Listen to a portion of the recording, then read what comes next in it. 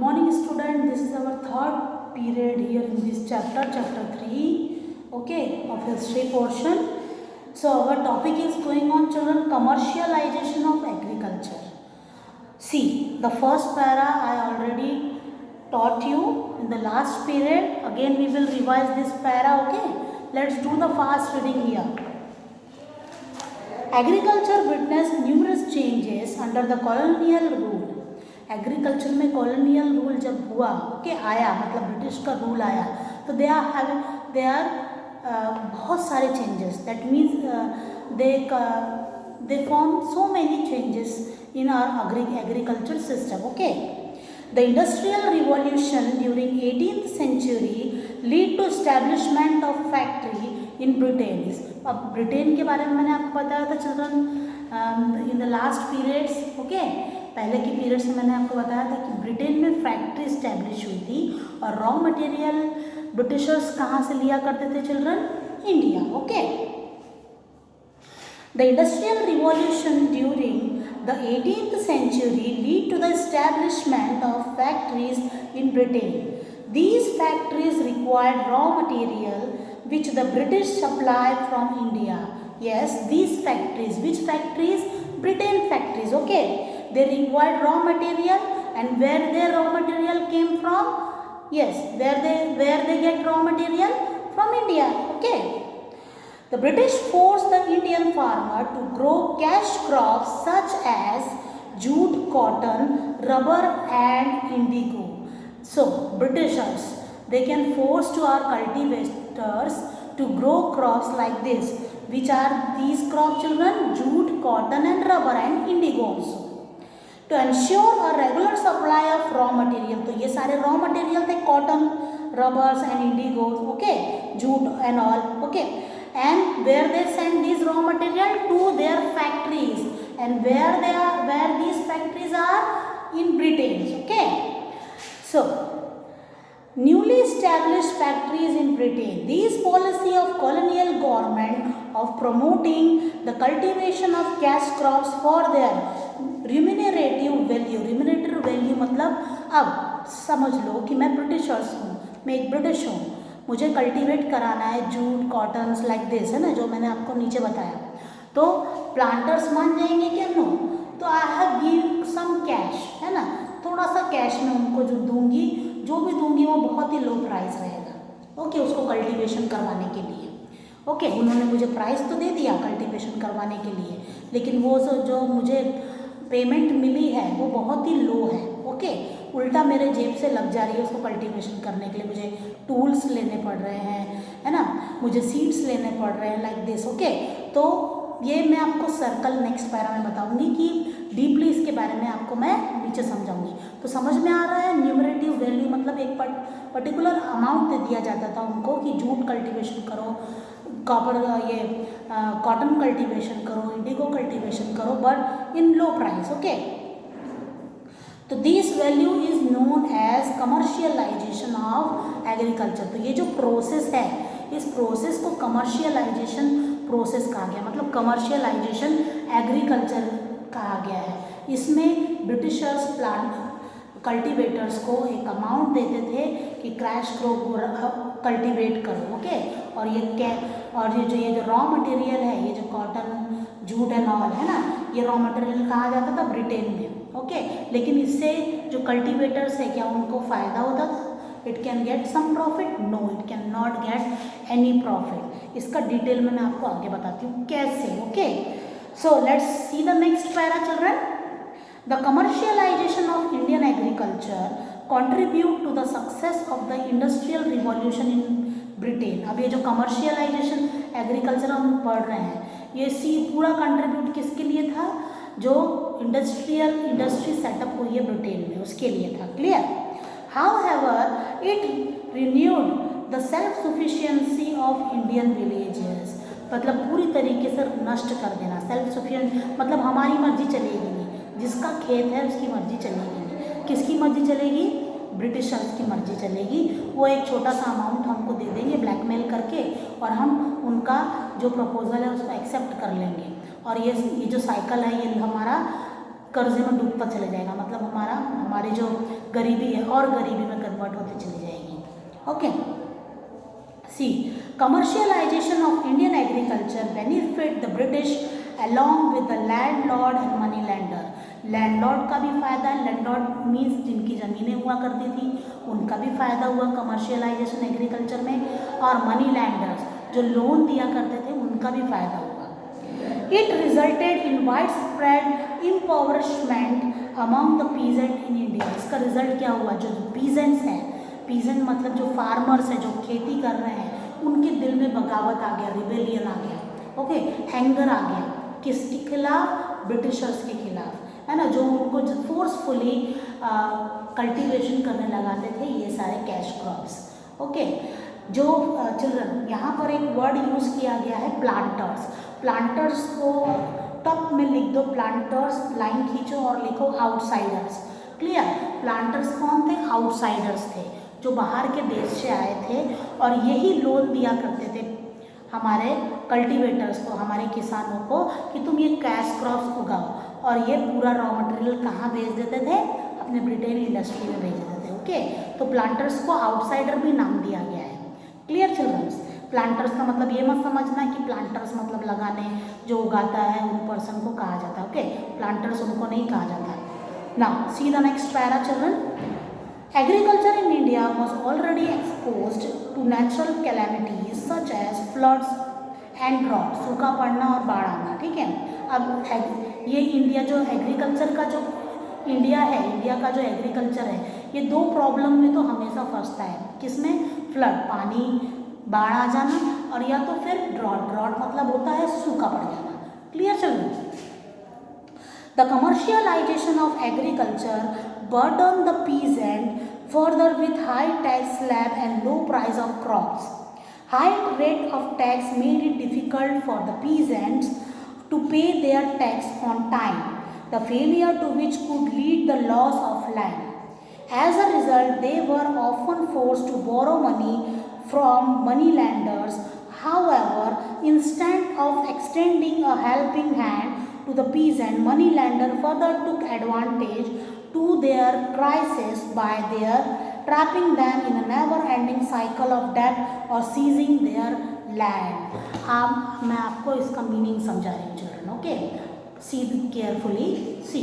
अब क्या होता था, प्लांटर्स ने हमें फार्मर को कहा कि तुम कैश क्रॉप्स कल्टीवेट करो। ओके, और बदले में क्या दिया, एक पर्टिकुलर अमाउंट,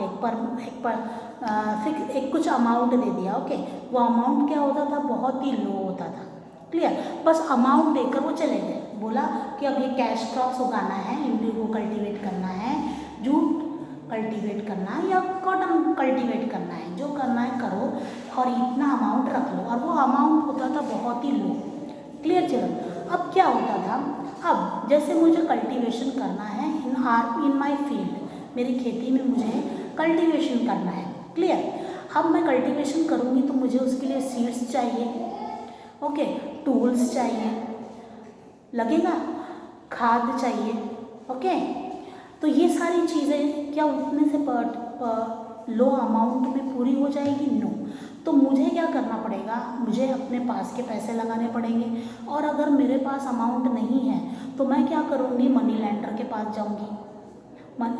मनी लेंडर जो पैसे उधार देता है, ठीक है, उससे कुछ उधारी लूँगी, सीड्स भी लाऊँगी, है ना, और खाद जो होता है, ओके, वो भी लाऊँगी। ओके, और फिर इन कैश क्रॉप्स को कल्टीवेट कर दूँगी और फिर उनको दे दूँगी। ठीक है, दे दिया, फिर वे आए और फिर कहा कि कैश क्रॉप्स फिर कल्टीवेट करना है।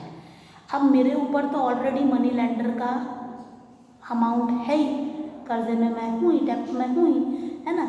अगर मैंने पे नहीं किया तो मनी लेंडर मेरी ज़मीन अपने अंदर ले लेगा। ओके, तो मैं क्या करूँगी, फिर प्लांटर्स आए, फिर प्लांटर्स ने अमाउंट दिया, फिर कहा कैश क्रॉप्स होगा, फिर सीड्स चाहिए, ओके, फिर कई सारी चीज़ें चाहिए, तो फिर वो अमाउंट चुका तो दिया। अब देखो, मैंने कैश क्रॉप्स उगाया, प्लांटर्स को दे दिया, मुझे अमाउंट मिला। ठीक है, अमाउंट मिला तो मैंने मनी लेंडर का पे चुका पाई तो ठीक, नहीं चुका पाई तो अपने मुझे भी तो लगेगा, मेरी भी तो फैमिली है। ओके, ये सब हुआ। कुछ पे कर पाई, कुछ नहीं पे कर पाई, या कुछ भी पे नहीं कर पाई मैंने मनी लेंडर्स को। अब दोबारा प्लांटर्स आए, उन्होंने मुझे फिर से अमाउंट दिया, वो कम पड़ा, फिर मैंने मनी लेंडर से लिया, है ना। तो मैं क्या कर रही हूँ, अगर मैंने मनी लेंडर का पे नहीं कर पाई अमाउंट, है ना, 10 रुपीज़ में से 5 ही रुपीज़ में पे कर पाई, 5 रुपीज़ बाकी है, और फिर मैं उसके पास लेने चली गई 10 रुपीज़, तो डेप्थ जो मेरा कर्जा है वो बढ़ता चले जाएगा हर साइकिल में। तो मैं इस डेप्थ के साइकिल में, कर्जे के साइकिल में बनते चले जाऊंगी, ओके। और पे नहीं कर पाई तो क्या होगा, मनी लेंडर भी इसका फ़ायदा उठाएंगे और मेरी जो ज़मीन है उसको अपने अंडर में ले लेंगे, क्लियर। वो भी हमारी प्रॉब्लम का पूरी तरीके से फ़ायदा उठाएंगे, clear. Again I repeat this sentence children, देखो द थर्ड लाइन से देखो, second para, page 20, second row. The commercialisation of agriculture burden the peasant, burden करते थे, बर्डन डालते थे the peasant further with high tax slab and low price of crops का भी लो price देते थे, है ना, और टैक्स भी लिया करते थे। High rate of tax made it difficult for the peasant to pay their tax on time. अब टैक्स पे भी करना है पीजेंट्स को, है ना। अब अगर वो टाइम पे नहीं किया तो ब्रिटिशर्स के हाथ में ज़मीन जाएगी, पे करने के लिए मनी लेंडर से मनी लेगा, वो भी डेप्ट की साइकिल में उसको लपेटते रहेगा, और ये डेप्ट कभी ख़त्म नहीं होगी, है ना। तो इससे क्या होगा कि अगर इधर हार गए तो ये ले लेगा, और इधर टैक्स पे नहीं कर पाया तो ब्रिटिशर्स ले लेगा, clear children. So the failure of which could lead the loss of land, तो जहाँ से भी वो फेलियर होगा it could loss of land.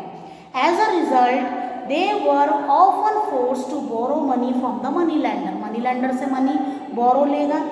However instant of extending a helping hand of peasant, बजाय उसकी हेल्प करने के मनी लेंडर क्या करेगा, मनी लेंडर फर्दर टुक एडवांटेज, इसका फ़ायदा उठाएगा on of their crisis bye either trapping them in a never ending cycle of डेब्ट और सीजिंग देयर लैंड, है ना।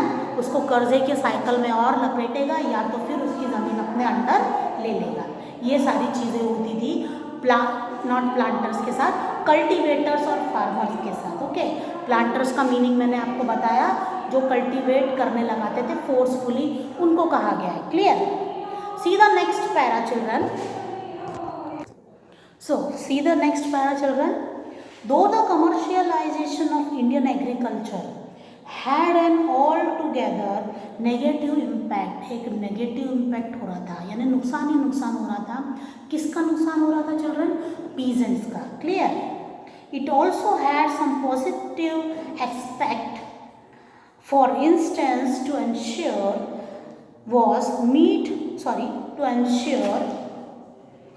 the demand for raw material was met sufficiently, the British improved the irrigation facilities, the regional specialization of crops was put into the practice efficiently।